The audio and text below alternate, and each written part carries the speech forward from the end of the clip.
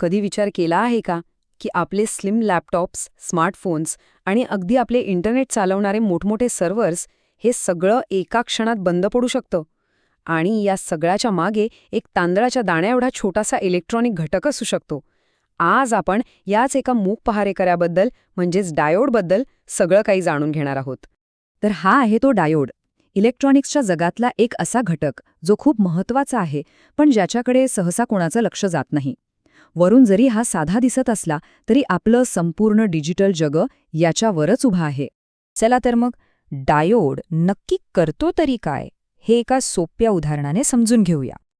आता बघा, इलेक्ट्रॉनिक्समध्ये रेझिस्टर तर सगळ्यांनाच माहीत असतो, नाही का? तो एका सरळ रस्त्यासारखा आहे. व्होल्टेज वाढला की करंट वाढतो, अगदी सरळ हिशोब. पण डायोड तो असा नाहीये.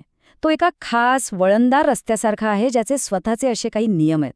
म्हणूनच त्याला नॉन लिनियर म्हणतात आणि हेच त्याचं वैशिष्ट्य आहे.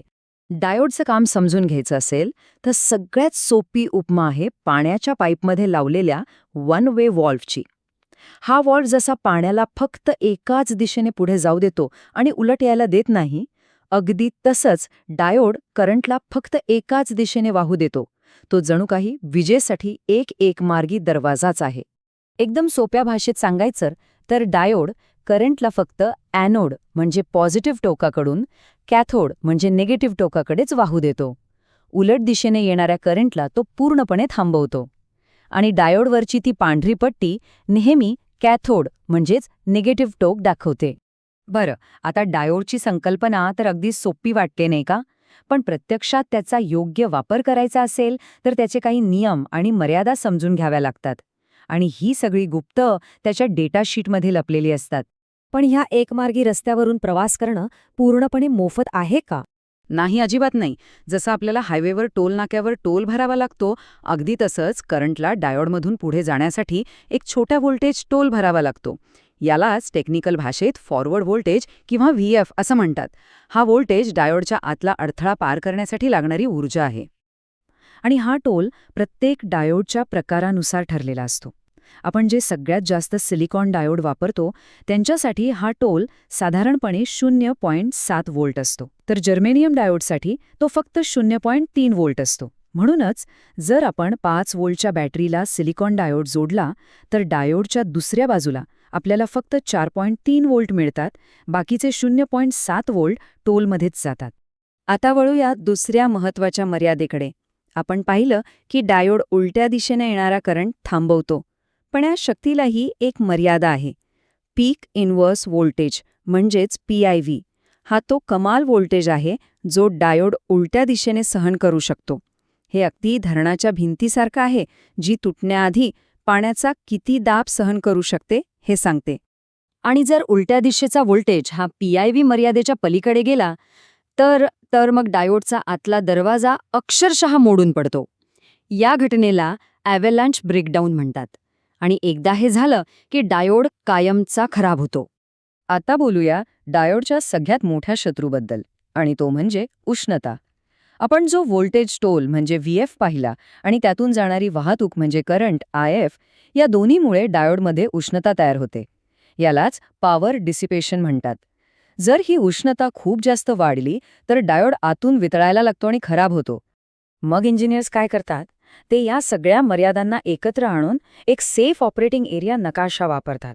हा नकाशा म्हणजे डायोडला त्याच्या 3 मुख्य धोक्यांपासून म्हणजे कमाल व्होल्टेज, कमाल करंट आणि अतिरिक्त उष्णता यांपासून सुरक्षित ठेवण्याचा एक मार्गदर्शक आहे. चला, आता थिअरी खूप झाली, थोडा प्रॅक्टिकल होऊया. समजा आपल्याकडे एक डायोड आहे. तो चांगला आहे की खराब झालाय हे कसं ओळखायचं? हे काम खरं तर खूप सोपं आहे. यासाठी आपल्याला फक्त एक मल्टीमीटर लागतो. एका साध्या टेस्टने डायोडची तब्येत कशी आहे हे लगेच कळतं. ह्या टेस्टला आपण एका तुटलेल्या दाराच्या कुलपाची उपमा देऊ शकतो.